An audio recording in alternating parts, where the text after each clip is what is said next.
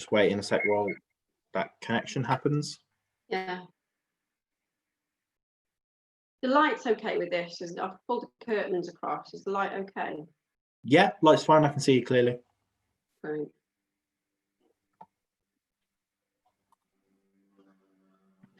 Oh yeah. I was just about sharing the slides. We can do that Later. Yeah, cool. So I'm going to start letting everyone in. Grand.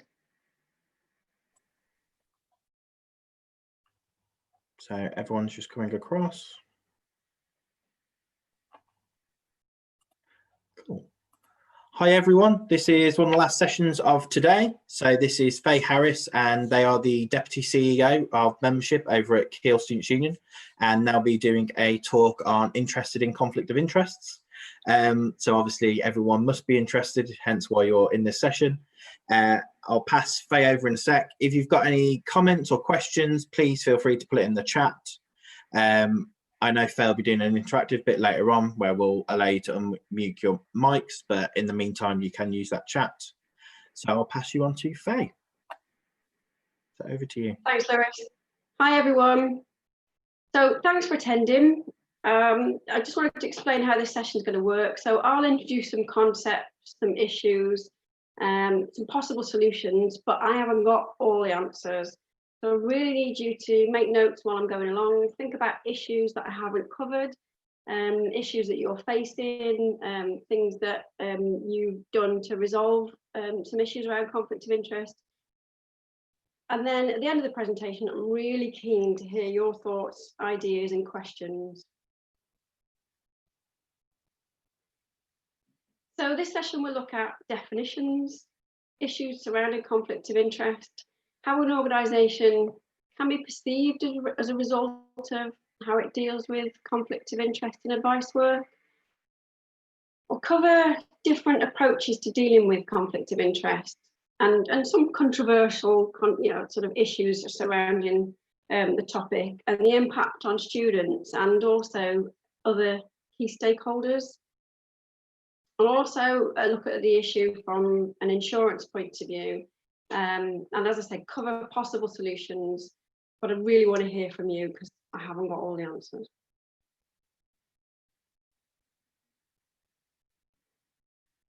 So I want to start with definitions. So what is a conflict of interest? So it's where the ability to provide impartial advice is compromised by the interests of another party.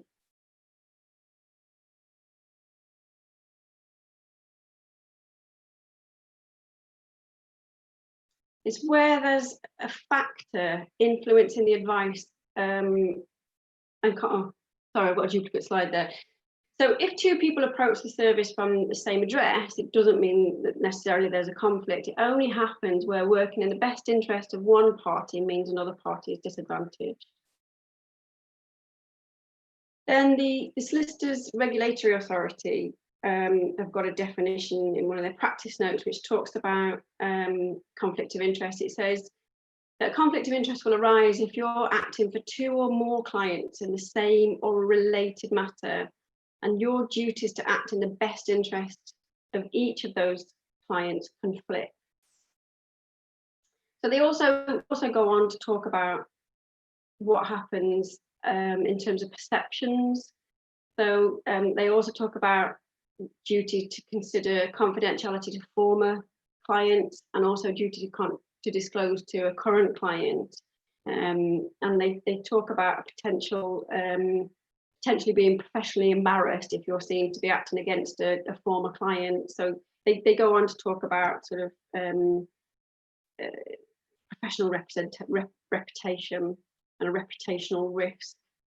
But it's a good definition. So we've looked at definitions of conflict of interest. I'd be keen to hear your definitions of a conflict of interest. But in terms of knowing what it is that we're dealing with, it's then looking at good practice. So good practice in terms of conflict of interest is carrying out a conflict of interest check to maintain an independent and impartial service. And Advice UK to talk about the importance of identifying a conflict of interest and dealing with it. And I would add dealing with it quickly and efficiently. So they go on to talk about the need to identify a conflict of interest and deal with it, so that the advice that we as organisations give is seen to be independent and impartial, and so that the organisation is protected from allegations of bias and lack of independence, and also so that neither an existing nor potential clients lose confidence in the organisation and any risk to confidentiality is minimised. So I think it's safe to say we all use databases these days. So it's a question of whatever system that you're using and whether you've got an inbuilt conflict of interest check or whether it's a manual check, but it's just reverting back to that database to check for that potential or conflict. And sometimes an address check obviously is an appropriate one to do. And then the party approaching last should be signposted elsewhere in accordance with your policy on signposting and referrals. And it isn't easy to identify a conflict of interest. So examples include employer and employee both approaching for advice on the same issue, landlord and tenant approaching for advice on the same issue. Unlikely, but it's not impossible, and we'll come back to that. Relationship breakdown where both parties are seeking support, and that's something that we often see. It can also occur where a client is claiming, or the client's involved in a case that involves maybe a trustee of the organisation that the service is based in, or if there's a conflict of interest with a member of staff in the advice service. There's also issues around, sorry, I'm just flicking. Oh, I've just flicked through the, sorry about that, I pressed the wrong button. Sorry. Issues around collusion. So students accused of collusion in advice centres based in student unions. So there could be a number of students that are involved in that collusion case. And also about disciplinary issues, and that can be around discipline in halls, but it also can be around discipline in terms of academic courses. So I'm thinking maybe health and conduct, fitness to practice, those kind of cases. And there can be legal redress if the service has failed to identify conflict of interest and not acted impartially. So it's really important to identify a conflict or potential conflict early on. So just to echo what I was saying at the start of this, though, I think that I want to just reiterate, what do you think the issues are that can arise when dealing with conflict of interest? What's your experience? What are your thoughts? So if you can just make a note of that and just hold on to that. So I'm going to go on to describe what I think some of the issues are, but I'm really keen to hear what yours are. And a big issue for us is different approaches, and I'll explain what I mean by that. Some services take the stance that they won't deal with more than one party and they'll signpost the last client. But some services advise both or all clients, and they'll assign a different advisor to different parties and then have different managers supervising each case. And where you've got a comparison with those two services, so you've got a service that adopts a policy of conflict of interest and won't deal with both or all clients, is then compared with a service that deals with both or all parties. It can cause confusion and frustration, and I think this is something I'm really keen to talk about later, because there's not a consistency of practice nationally with advice services, and I'm just kind of keen to kind of tease those issues out. So, for example, my boss and my previous boss are questioning why our advice service can't help both or all parties, and in their experience, their respective advice centres have done. They've dealt with all parties, and they've built procedures around that to separate the case and to protect the client and protect the advisor. And as I say, there's a frustration as to why that's not something that everybody does. So it's that difference of approach that I'm really keen to look at in more depth later.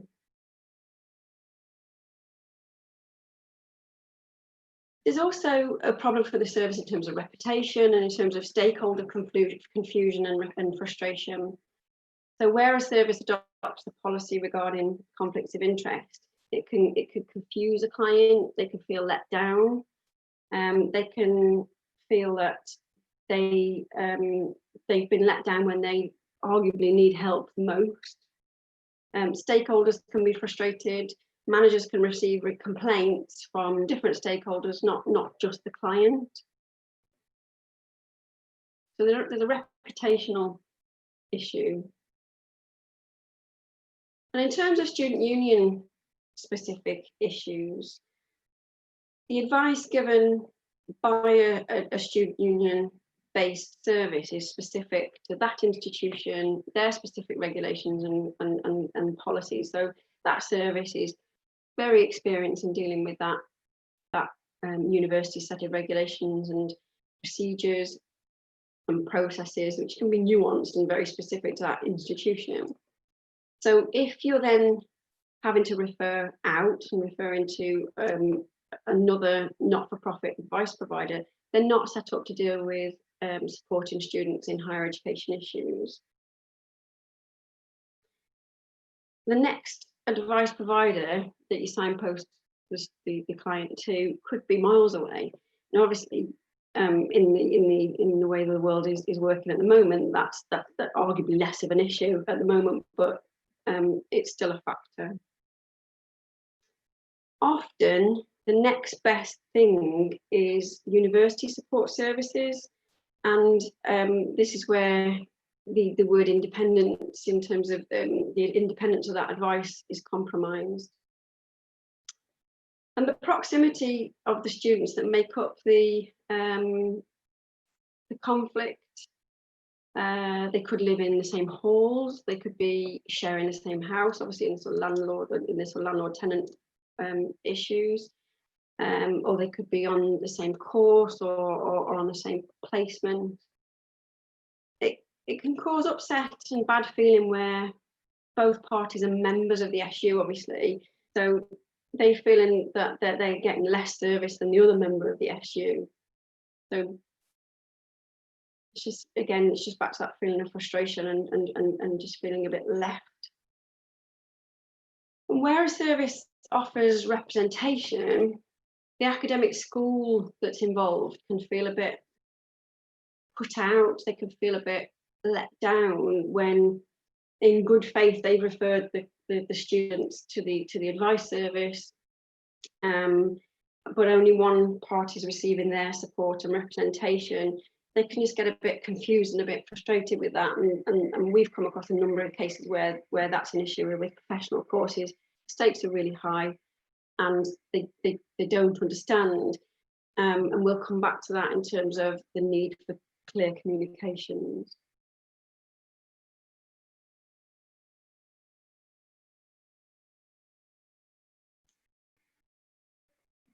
So in terms of insurance, obviously when exploring this, we've been exploring this for a while now. So about 4 years ago, I wanted some real concrete, clear advice about what our position was.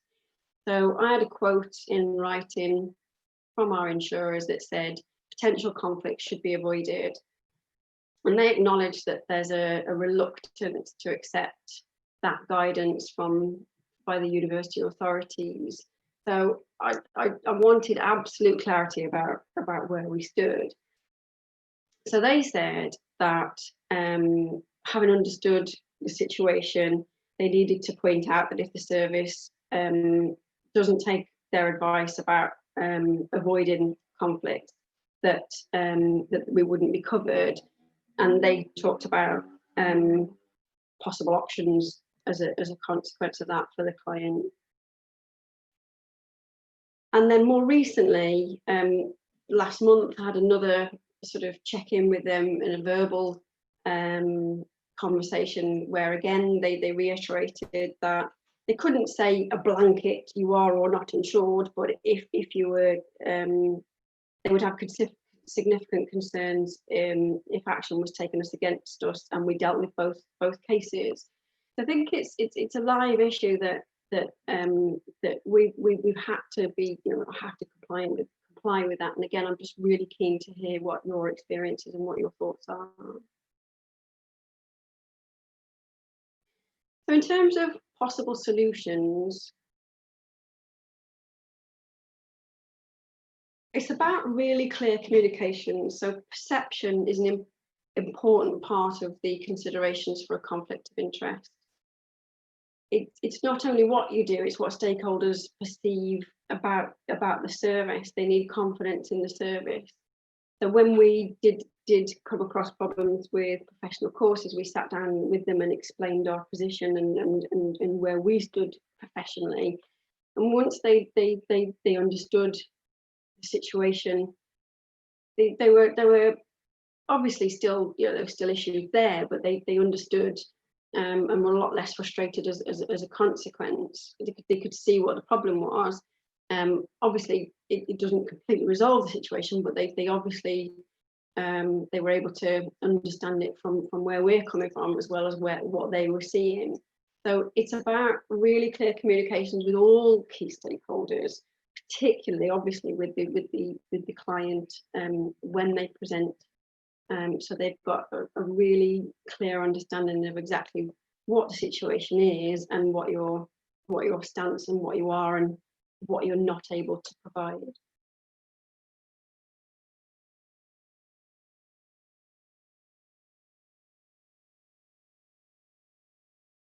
Potential solution is arranging with an insurer around collusion. We've been able to agree that we can make an exception for collusion, so we provide advice and representation to all students in a collusion case, because it's not possible to get independent advice from anywhere else. So it's a potential solution, and we're able to say to students with collusion, yes, we can help. Now that's great, but that could also then cause confusion, because why in that case and not in others?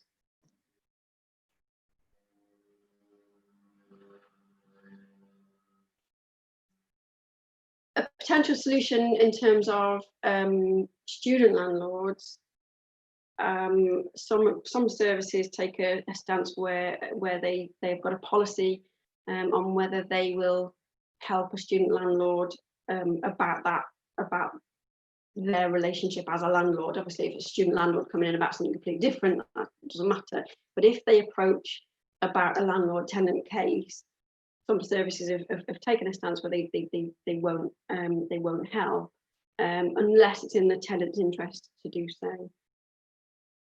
And obviously that's something that needs exploring in more detail. And I'm not going to do that here, but it's just a possible solution with landlord-tenant issues.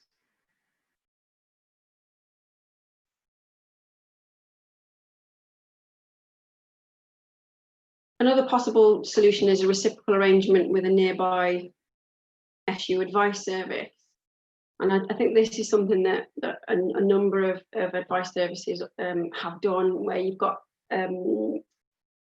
universities that are geographically quite close, and it's something that can be more easily facilitated. It's something we've explored. We have come across barriers with trying to put in place a reciprocal arrangement. There's issues around different practices, how different institutions deal with things, but it is something that is a potential solution. So you're able to say to the client, we're not able to help you, but we are able to signpost you to a nearby SU advice service that understands and is able to deal with HE issues.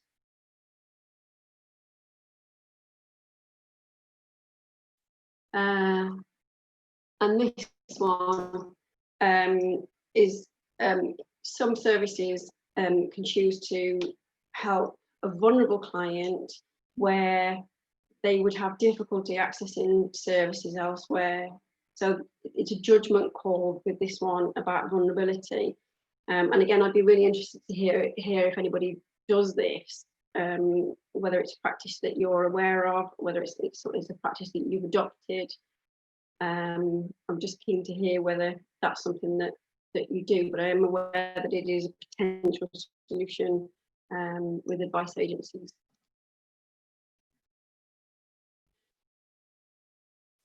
So I've looked at some definitions. So we know that conflicts can happen. We know how to identify them and about the need to identify them early. And we've looked at some possible solutions. We adopted a policy where we signpost the last party. And by adopting that stance, we've issues which we've yet to completely resolve. And we've explored some solutions and adopted some, and we're still wrestling with it. It's still a live issue.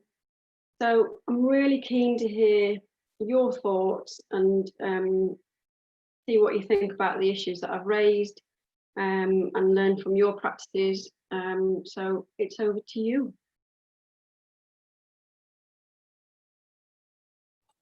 I have changed the settings so people can unmute themselves if they choose.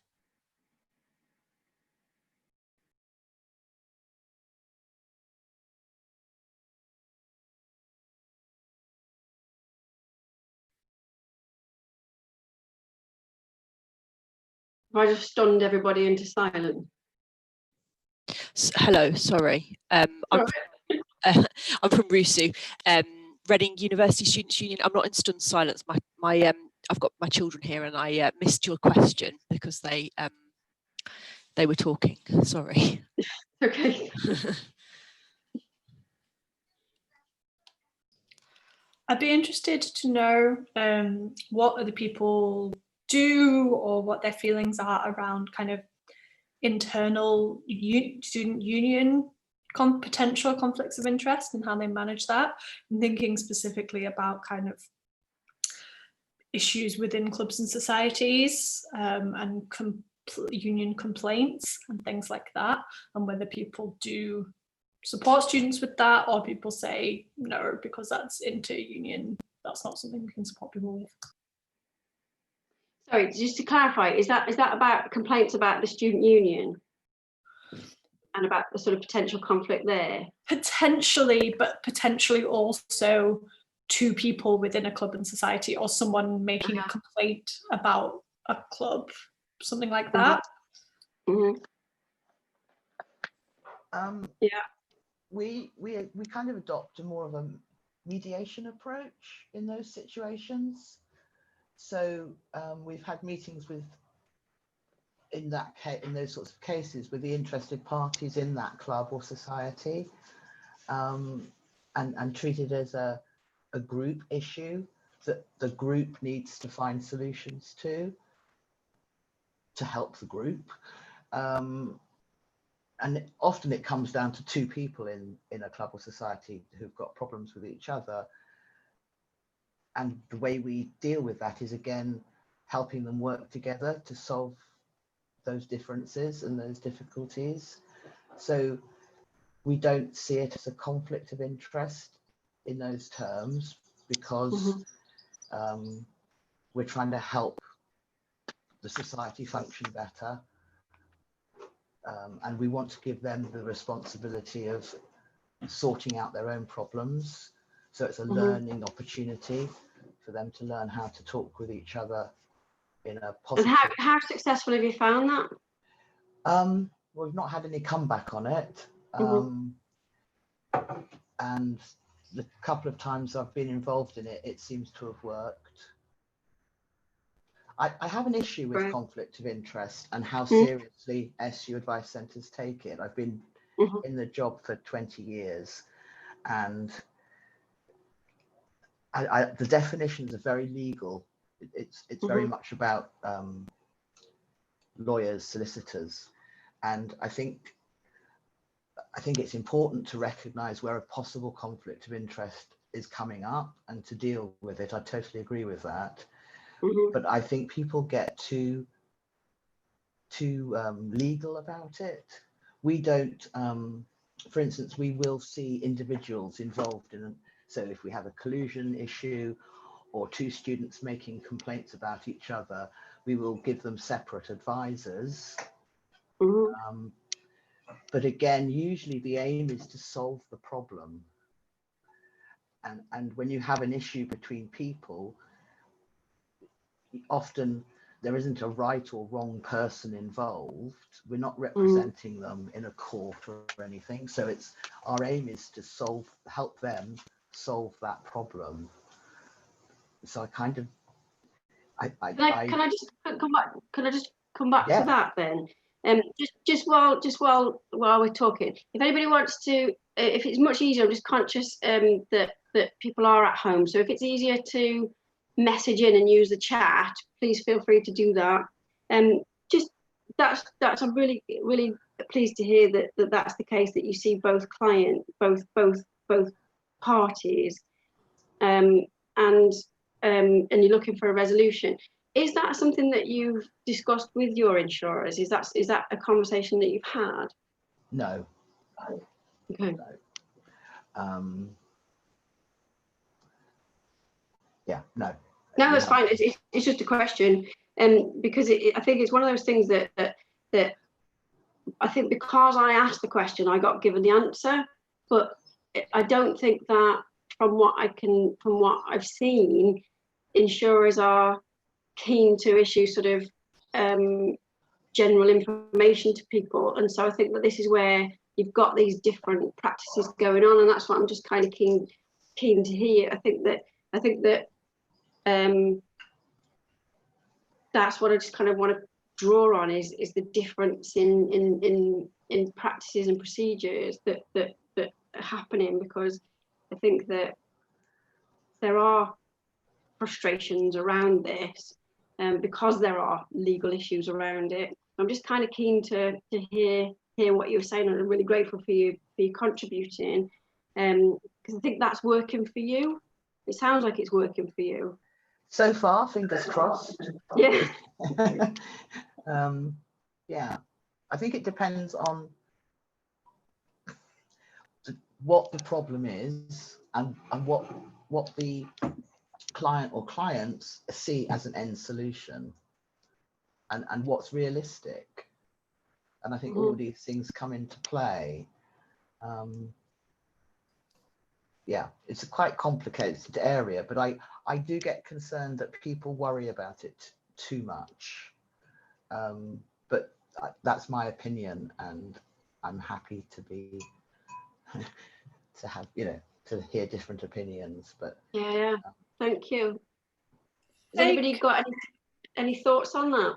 Yeah, could I ask, when you obviously spoke to your insurer and you kind of agreed collusion as a special example, why was it that they would agree to that over, I don't know, other academic matters? I'm not talking about non-academic, because I feel that that's a bit of a different field, but potentially other academic matters that also involve two parties. So did they say no to the rest, but only collusion? And kind of what was their justification for that, or their reasoning for that? They just agreed to make that the exception for that, because there was nobody else that we could refer to. So in other cases, they felt that they couldn't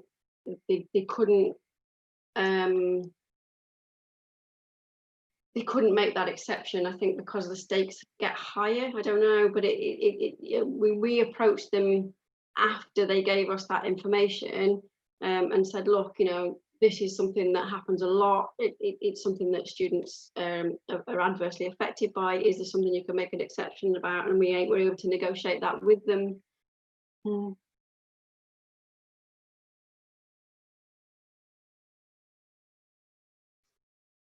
Anybody else got any other experiences, questions? Anybody has anybody got any sort of clear messages that they give to clients when they approach the service about conflict of interest?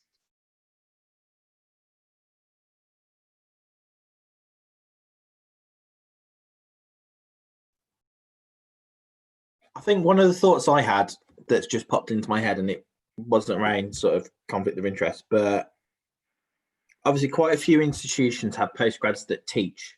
So it's how do you approach a student that might be complaining about a staff member that happens to be a postgrad that's teaching, but that's in their capacity as obviously a postgrad that teaches, but they're still a student.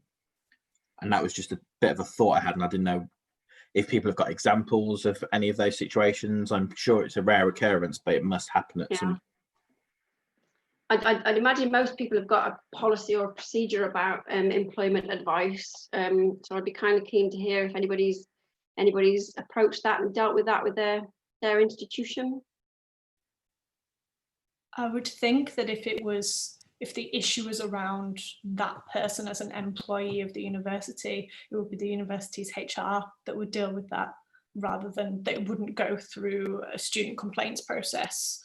It would go through university HR. I would think that would be, or I think that's what our institution would do in such a case. So it wouldn't then be, they would be referred to their employee union if they wanted support with that, rather than the student union. Anybody got any more thoughts on that one? We would refer the teaching student to HR for that issue.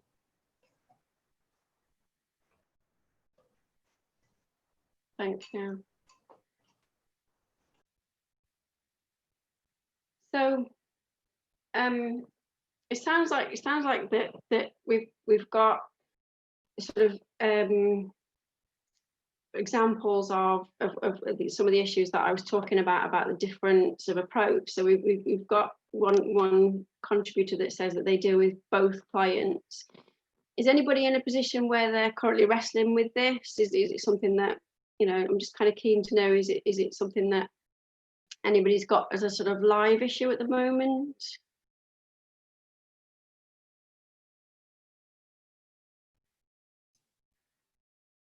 Can I just clarify that if we had a student complaining about the student union or about the advice service, we then have a reciprocal agreement with a nearby university that we would refer them to their SU advice service. Uh-huh. Yeah. Okay. We'd show them our complaints procedure and Uh-huh. explain that to them, and then if they wanted further help, refer them to the other. So that's a reciprocal arrangement that you've got with that other service. Yes, it is. Yeah. Yeah, but that's only about complaints. That's not about anything else. I think we could use it for other things. We can use it for other things, and we would do if we had a real problem. We have a conflict of interest policy, and as soon as we see a conflict of interest possibility, we discuss it to see, in that case, how we're going to handle it. So we would discuss it with myself and my line manager if necessary. Yeah. I really do think it really depends on the situation. It's quite difficult to discuss it. You know, you need examples really to discuss it in detail. And I think every case is slightly different, and it really depends on what, I think that's a really good point. I think that's what the insurers were saying, is that they can't give a blanket, but they would have significant concerns if there was a problem and you were dealing with both parties and there's a problem. Yes, and we've got, I can't remember the policy off my top of my head, but we do have stuff in there about trustees and family members of trustees, etc. You know, but we've never had that come up, so it's not been an issue.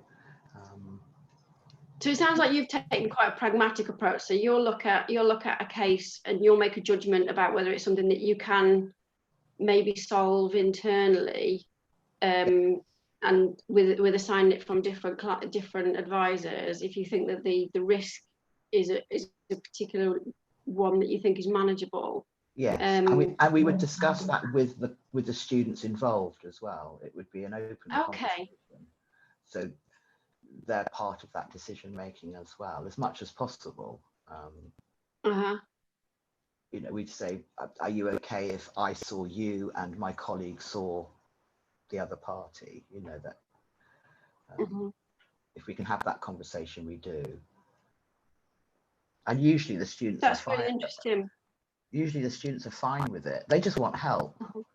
They don't want to go elsewhere for help. They want the same help as everybody else is being offered, and I think that's a really valid argument. It seems very unfair that the second person can't get the same help as the first person who contacts. Yeah, exactly. And I struggle with that. Yeah, exactly. And it is a struggle because it doesn't seem fair. And that's where the frustration comes. And that's why I'm keen to kind of hear what other people's experiences are and how we get around this, because I think that the resolutions I've talked about don't cover what I think you're applying, is that bit in the middle where there's a negotiation that goes on with students about whether it's something that they're happy to go on with. And I think that's something that needs further exploration, and certainly again going back to the insurers to see whether that's something that they would be happy with. And I think that's a really interesting approach. Can I ask a question, Faye? Yeah, please. I was just interested in kind of how responsive, like the time scale that it took. Sorry. No, please don't apologise. Just about the time it took your insurers to get back to you, because I can see that it would be useful if there was a conflict to go and kind of liaise with them about the potential to support both students, which is what we do in Reading. We would support both students with different advisors, but I can see that it would be useful to kind of liaise with the insurers. But what would concern me is that it would take too long to do that. So I was just interested to hear what your experience with your insurers were about how responsive they were and the kind of timescales involved. Pretty quick. Yeah, they're pretty quick. So yeah, if I've got an issue and I've turned to them for help, they have come back really quickly because it's in their interest to do so to minimise risk. And it's been where we have had it's been useful to talk to them to be able to just kind of have that different pair of eyes looking at it from a different angle. But yeah, they've been very responsive very quickly. And I guess there's a potential, isn't there, if we're involving the insurers to kind of, I think that might help soften the blow for students in some respects, because then they can understand that it's not necessarily us making that decision, that we've taken advice and actually this is the reason we can't do it. So it's interesting. Thank you. Yeah, it is, and that's really useful. But again, where you've got different practices, that's where the frustration comes in. Now, obviously, students in an individual setting, an individual university, just get their experience from that one institution. But again, it's this where there's not a uniform stance, and I'm kind of keen to try and find a pathway through where we're able to satisfy our insurers that we're compliant, but also find a kind of third way of making sure that we're treating everybody as fairly as we possibly can. And so that's why I'm keen to hear about that sort of pragmatic approach, and it is something that I'll take back and discuss further, and see what the response to that would be. Can I ask another question? Yeah, Sorry. please. No. So I just wondered how, for advice, because in Reading, our policy is that we, if there's another advisor that can offer the advice, so if it's an academic conflict of interest and we've got 2 academic advisors and 2 students, one would see each student, but we only have 1 housing advisor, and obviously quite commonly there are conflicts of interest with housing. So essentially we're in a position where we can, in those instances, only help 1 student. And it doesn't always go down very well with the advisors either, because they don't like to turn students away. You know, they want to help them. And I just wondered what other people's experiences were, especially of services where the policy is just to support one's, kind of what the feedback from advisors was and staff, if that makes sense. Yeah, no, it does. No, it does. So can I just clarify? So for academic advice, you'll deal with both or all clients, but for housing advice, you've got a clear policy about conflict and just deal with the one. Is that what you're saying? Well, no, our policy is essentially that where there is another advisor that can support you. So, for example, if there were 3 students in an academic case, but we only had 2 academic advisors, then we would only be able to support 2 of the 3 students. So it is where we've got an advisor that can support, then we would let them support you. But where we don't have an alternative advisor that could provide that support, and at the moment we only have 1 housing advisor. Does that make sense? Yeah. So that's about probably rather than. Yeah, it is. Yeah. Okay, that's interesting. Thank you for that. That's really interesting. I think the concerns that I have around signposting someone on, I am an advisor, not a manager, but my concern is timeline is the big one. You know, even if it was something that, say, a CAB, for example, could support with, the amount of time it's going to take someone to get seen is potentially a real issue. If it is something that's academic, or let's not say academic, let's say university based, I also have a real concern about the other support that I would be able to link someone into, that if, for example, they spoke to someone else, they would not be able to get. So I am kind of specific, and I've had a conversation with this at someone else membership services conference, I think last year, and he was saying, I can't remember what university he was from, but he was saying he was currently dealing with a case where they had both the alleged perpetrator and alleged victim of a sexual assault come to the advice, who were both students, come to the advice service for support, and they'd had to turn the second person away because they had a policy where they would only see one person, and they were both involved in the complaint that was, and discipline that was going through the university.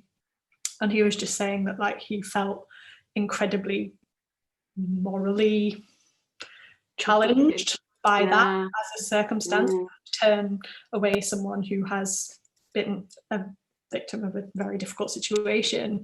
And it's not just about the advice in terms of, well, this is what the discipline procedure is and this is what will happen, but the kind of other support and the recognition of the institution and what else is available for them. And that's something that someone else from a different institution or a different organisation is not going to be able to offer.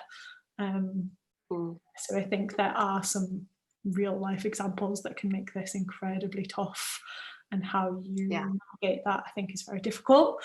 But yeah, I think the kind of idea of taking it on a case by case basis, and that actually might be something that's so serious that you don't feel you're able to manage both sides of that within one service. And yeah, I think there are also definitely issues to do with capacity and staff numbers and all of those things. Yeah, definitely. Yeah, I think there's 2 issues wrapped up in what you just said. I think there's one is referring to a CAB where they're not equipped or able to deal with HE issues, and the other one in terms of sexual violence is that there's no training that is available for advisors to support the accused student.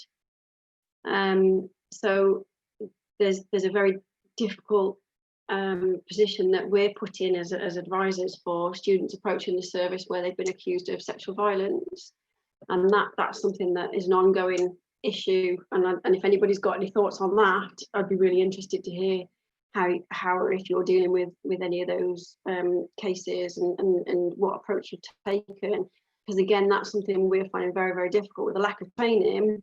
Not only have we got a capacity issue, we've got a conflict of interest issue, we've just got a lack of training for helping students who've been accused of sexual violence. Yeah, I think that there's a much bigger issue around that, and there is also very little support available for alleged perpetrators. So I think that's another big thing, and something we've tried to raise in our kind of with having ongoing meetings about policies at the university, but it's all kind of been put on hold by COVID. Yes. Yeah. We'll see how that goes. Yeah. Hopefully that resumes next semester, but that's definitely one element of the it's a campus-wide policy, so it encapsulates the university and the SU, and that's definitely something that we're pushing to have included. Well, that's something we've spoken to the OIA about, something we've spoken to Pinton Masons about. It's something I spoke to the Lyme Trust about in March. It was the last event I attended was a UUK conference, and the I'm struggling for names, but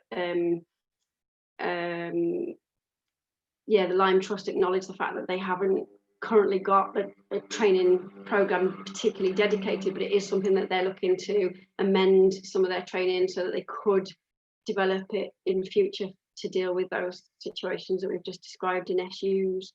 So I think as much as we can push on that one, the better.